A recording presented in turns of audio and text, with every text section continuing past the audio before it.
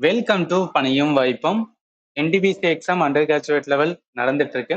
இல்ல 12th August third ஷிஃப்ட்ல GS எந்த மாதிரி கொஸ்டின் கேட்டாங்கன்னு சொல்லிட்டு ஒவ்வொன்றா பார்க்கலாம்.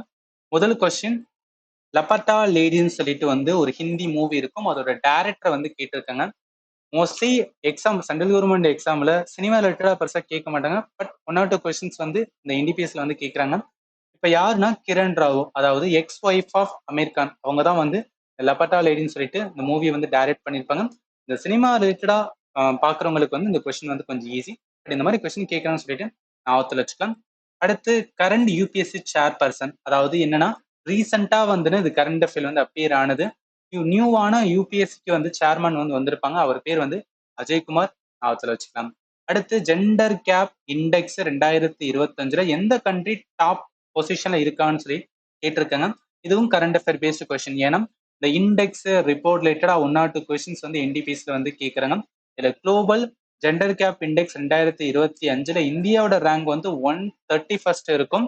இது யார் ரிலீஸ் பண்ணுவாங்க? World Economic Forum. Top 3 rank பாருங்க, ஐஸ்லாந்து, பின்லாந்து, நார்வே.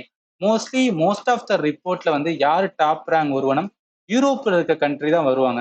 எதுக்காக இதை சொல்றேன் அப்படின்னா, சப்போஸ் நம்மளுக்கு அப்பமையில இது சம்பந்தப்பட்ட ஒரு கொஸ்டின் வருது அப்படின்னா, அதுல யூரோப்ல ஏதாவது கண்ட்ரி இருக்கு, அது டாப் ரேங்கிங்ல கேட்கறாங்கன்னா நீங்க என்ன பண்ணலாம்னா அசம்ஷனா எடுக்கலாம். பட் 100% சொல்ல முடியாது. நான் என்னன்னா எலிமினேட் பண்றதுக்கு உங்களுக்கு யூஸ்ஃபுல்லா இருக்கும். அதனாலதான் சொல்றேன்.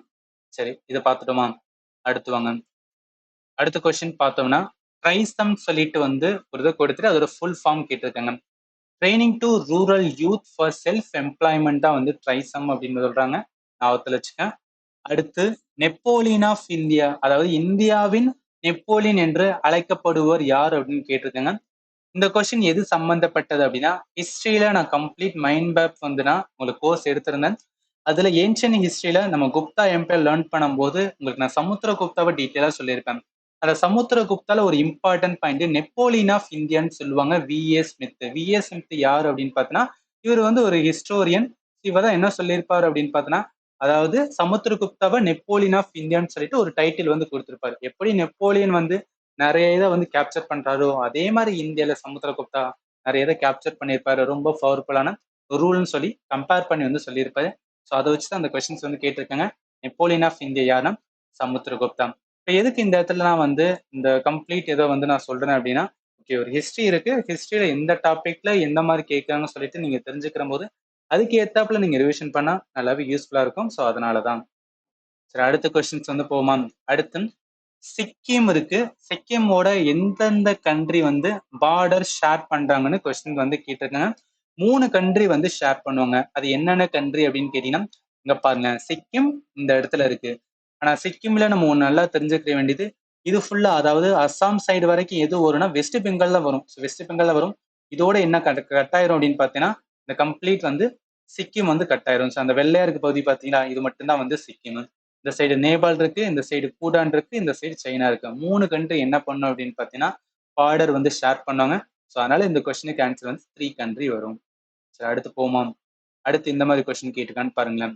அதாவது இந்தியாவோட எக்ஸ்டென்ட் லாங்கிடியூட்ல இந்தியாவோட எக்ஸ்டென்ட் கேட்டிருக்காங்க. இதனை ஜியாகிரபியில நம்ம பேசிக்கா இந்தியாவோட பிசிக்கல் ஃபீச்சர் அப்படின்னு சொல்லி லேர்ன் பண்ணும்போது இது லேர்ன் பண்ணிருக்கோம். லாட்டிடியூனல் அண்ட் லாங்கிடியூனல் பொசிஷன் பொறுத்தவரைக்கும் கேள்வி என்ன கேட்டிருக்காங்க, லாங்கிடியூனல் கேட்டாங்க. இங்க 68ல இருந்து 97 வரைக்கும். இதை எப்படி நீங்க ஞாபகத்துல வச்சுக்கலன்னா, ஒரு 30 டிகிரி அப்ராக்சிமேட்லி ஒரு 30 டிகிரி கேப் இருக்கும். ஒரு 68 97 அப்ராக்சிமேட்டா 30 கிட்ட வரணும் அப்படின்னு ஞாபகத்துல வச்சுக்கேன். இங்கேயும் அப்ராக்சிமேட்டா என்ன வரும்னா 30 கிட்ட வரும். 30 டிகிரி கேப்ல வரும். ஏன் சொல்றேன்னா, ஒன் ஆஃப் த ஆப்ஷன்ல என்னன்னா இந்த மாதிரி இருக்கிற மாதிரி இருக்காது. ஸோ அதை நீங்க என்ன பண்ணிக்கலன்னா எலிமினேட் பண்ணி ஆன்சர் பண்ணலாம். ஸோ அதனாலதான் சொல்றேன். சரி, அப்ப என்ன வரும் அப்படின்னு பார்த்தா 68ல இருந்து 97 வரைக்கும் வரும். அடுத்து வகாபி மூவ்மெண்ட் எங்க ஸ்டார்ட் பண்ணான்னு கேட்டிருக்காங்க. வகாபி மூவ்மெண்ட் எது ரிலேட்டடா லேர்ன் பண்ணணும்னா, இஸ்லாமோட ரிவைவல் மூவ்மெண்ட் அப்படின்னு சொல்லுவாங்க. அதாவது நம்ம சோசியோ ரிலிஜியஸ் ரிஃபார்ம் மூவ்மெண்ட்ல இந்து மூவ்மெண்ட் இருக்கும். அதே மாதிரி இஸ்லாமோட மூவ்மெண்ட் இருக்கும். அந்த இஸ்லாமை வகாபி மூவ்மெண்ட் சொல்லுவாங்க. அது எங்க ஸ்டார்ட் பண்ணியிருப்பாங்க இந்தியாவிலும் பெரேலியில. சரி, இந்த ஆரியே வராது. பெரேலி. பெரேலி எங்க இருக்குன்னா உத்தரப்பிரதேஷ். இப்ப பிரசன்டே உத்தரப்பிரதேஷ். அப்ப நம்ம மாடர்ன் இந்திய தலைமையில் என்ன சொல்லலாம், யுனைடெட் ப்ராவின்ஸ் அப்படின்னு சொல்லுவாங்க. ஸோ இந்த யுனைடெட் ப்ராவின்ஸ் தான் பீக் பாயிண்ட் ஆஃப் இஸ்லாமோட ரீஜன் மாதிரி இருக்கும். ஸோ ஞாபகத்தில் வச்சுக்கோங்க. அடுத்து 2 லேண்ட்லாக்டு இந்தியனோட நெய்பர் கண்ட்ரி இருக்கும். அது என்னன்னு கேட்டிருக்காங்க. லேண்ட்லாக்டு அப்படின்னு சொல்றாங்க. இங்க பாருங்க. இது வந்து ஆப்ஷனை பொறுத்து தான். எந்த ஆப்ஷன் எப்படி கொடுத்துருக்கான்னு பொறுத்தது தான். இங்க நேபாளும் பூட்டானும் என்ன இருக்குன்னா சீக்கு வந்து உங்களுக்கு டச்சே இருக்காது. அதனால நேபாள் பூட்டான் தான் வந்து கரெக்டான ஆன்சரா வரும். அடுத்து ஓவர்சீஸ் சிட்டிசன் ஆஃப் இந்தியாவுக்கான மீனிங் வந்து கேட்டிருக்கேங்க. அதாவது ஓசிஐ கார்டு ஹோல்டர் அப்படின்னு வந்து சொல்லுமா என்னது? இவங்க இந்தியன் குடிமகன் கிடையாது, இந்தியன் சிட்டிசன் கிடையாது. இவங்க வெளிநாட்டுல இருப்பாங்க, வெளிநாட்டோட சிட்டிசன்ஷிப் வந்து வாங்கியிருப்பாங்க. பட் ஸ்டில் ஏன் அந்த ஓசிஐ கார்டு ஹோல்டர் அப்படின்னு சொல்லுவாங்கன்னா அவங்க வம்சாவளி இந்திய வம்சாவளியை சேர்ந்ததா இருப்பாங்க. அவங்களோட தாத்தா பாட்டி வந்து இந்தியால பிறந்திருக்கலாம். அவங்க போய் என்ன அப்படின்னு பார்த்தோன்னா வேற நாட்டுல செட்டில் ஆகி அவங்களோட பசங்க பிறக்கும் போது அவங்களுக்கு என்ன சிட்டிசன்ஷிப் கிடைச்சிருக்குன்னா அந்த நாட்டோட சிட்டிசன்ஷிப் கிடைச்சிருக்கும். பட் அவங்க இந்திய வம்சாவளி இருக்கிறதுனால அதை வந்து ப்ரொமோட் பண்ற மாதிரி தான் என்னன்னா இந்த ஓசிஐ கார்டு ஹோல்டர். இந்த கார்டு ஹோல்டர் வச்சிருக்கவங்க என்ன பண்ணலாம், இந்தியாவில பர்மனண்டா என்ன பண்ணிக்கலாம்னா வந்து ஸ்டே பண்ணிக்கலாம். அண்ட் ஆல்சோ இங்க வந்து ஒர்க் பண்ணிக்கலாம். பட் என்ன கிடையாதுன்னா அவங்க ப்ராப்பர்ட்டி வந்து ஓன் பண்ண முடியாது. ப்ராப்பர்ட்டி மீன்ஸ் என்ன, லேண்ட் வந்து வாங்க முடியாது. பர்டிகுலர் அக்ரிகல்ச்சர் லேண்ட்லாம் வந்து வாங்குறதுக்கான தகுதி வந்து உங்களுக்கு இருக்காது. ஸோ இதான் வந்து இந்த ஓசிஐ சம்பந்தப்பட்ட இம்பார்ட்டன்ட். இதை நம்ம எங்க லேர்ன் பண்ணோம் அப்படின்னு பார்த்தீங்கன்னா பாலிட்டில சிட்டிசன்ஷிப் வந்து லேர்ன் பண்ணும்போது வந்து எப்படிலாம் சிட்டிசன்ஷிப் வந்து வாங்கலாம்னு சொல்லும்போது அதுல ஓசிஐ பத்தி வந்து நம்ம லேர்ன் பண்ணியிருக்கோம். ஜஸ்ட் ரீகலெக்ட் பண்ணி ரிவிஷன் பண்ணிக்கலாம். சரி, அடுத்து போமா. அடுத்து வாங்க. அடுத்து இந்த கொஸ்டினா குளோபல் டெக்னாலஜி சமிட் 2025 யாரு ஹோஸ்ட் பண்ணன்னு கேட்டிருக்காங்க. மினிஸ்ட்ரி ஆஃப் எக்ஸ்டர்னல் அஃபேர் தான் வந்து ஹோஸ்ட் பண்ணியிருப்பாங்க. ஸோ ஒரு கரண்ட் அஃபேர் பேஸ் கொஸ்டின் ஞாபகத்தில் வச்சுக்கலாம். அடுத்து 104th கான்ஸ்டியூஷன் அமெண்ட்மெண்ட் வந்து எது சம்பந்தப்பட்டது அப்படின்னு வந்து கேட்டிருக்காங்க. இப்ப இந்த 101ல இருந்து 106 வரைக்கும் ரொம்ப இம்பார்ட்டன்டான அமெண்ட்மெண்ட் சொல்லுவாங்க. அதை ஒவ்வொன்றா வந்து பார்த்துலாம். 101st எதை பத்தி பேசுனா ஜிஎஸ்டி பத்தி பேசும், ஞாபகத்தில் வச்சுக்கேன். 102nd என்ன அப்படின்னா national commission for backward classes அப்படின்னு வந்து சொல்லுவாங்க. இவங்க என்ன பேக்வர்டு கிளாஸஸுக்கு வந்து ஒரு கமிஷன் இருக்கும், ஒரு டிபார்ட்மெண்ட் மாதிரி இருக்கும். அதுக்கு கான்ஸ்டியூஷனல் ஸ்டேட்டஸ் கொடுக்கறதுக்காக இந்த அமெண்ட்மெண்ட் வந்து கொண்டு வந்திருப்பாங்க. அடுத்து 103rd எதை பத்தி பேசணும், எக்கனாமிலி வீக்கர் செக்ஷன். அதாவது நம்ம இப்போ யூஆர் கேட்டகரியில இருக்கணும், நம்மளோட வந்து என்னன்னா ஃபேமிலி கண்டிஷன் ரொம்ப எக்கனாமிக்கலி வீக்கரா இருந்ததுன்னா இந்த சர்டிஃபிகேட் வாங்கிக்கலாம். இதன் மூலம் ரிசர்வேஷன்ஸ் வந்து கிடைக்கும், 10% ரிசர்வேஷன்.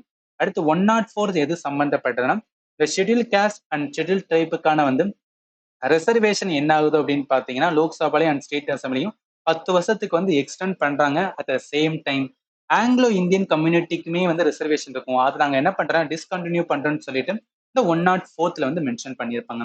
அடுத்து 105th எது சம்பந்தப்பட்டதுன்னா ஸ்டேட் கவர்மெண்டோட பவரை வந்து ரீஸ்டோர் பண்ற மாதிரி இருக்கும். அதாவது ஒன்றும் கிடையாது, ஒரு லா வந்து சென்ட்ரல் கவர்மெண்ட் வந்து கொண்டு வந்திருப்பாங்க. அந்த சென்ட்ரல் கவர்மெண்ட் என்ன லா கொண்டு வந்திருப்பாங்க, இனிமே வந்து சோசியலி அண்ட் வந்து பேக்வேர்ட் எஜுகேஷனலி பேக்வேர்ட் கிளாஸை நாங்க தான் வந்து ஐடென்டிஃபை பண்ணி வந்து நோட்டிஃபை பண்ணுவோம், ஒரு இதுல வந்து நம்ம கொடுப்போம் அப்படின்னு சொல்லுவாங்க. நிறைய ஸ்டேட் கவர்மெண்ட் என்ன பண்ணுவாங்கன்னா சுப்ரீம் கோர்ட்ல இது கேஸா ஃபைல் பண்ணுவாங்க.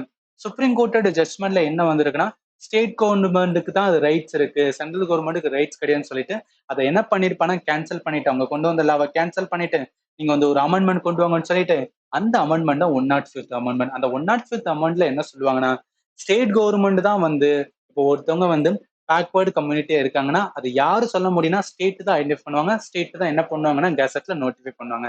இதுதான் வந்து ஹோல் ஸ்டோரி 105th. 106 எது சம்பந்தப்பட்டது அப்படின்னா உமன் ரிசர்வேஷன். அதாவது 1/3 ரிசர்வேஷன் எதுல அப்படின்னு பார்த்தீங்கன்னா லோக்சபா, ஸ்டேட் அசம்பிளி அண்ட் வந்து டெல்லி லெஜிஸ்லேட்டிவ் அசம்பிளி இருக்குன்னு சொல்லிட்டு கொண்டு வந்திருப்பாங்க. இந்த 6 அமெண்ட்மெண்ட் ரொம்ப ரொம்ப இம்பார்ட்டன்ட், ஒன்னோட ஒன்று கன்ஃபியூஸ் பண்ண ஞாபகத்தில் வச்சுக்கோங்க.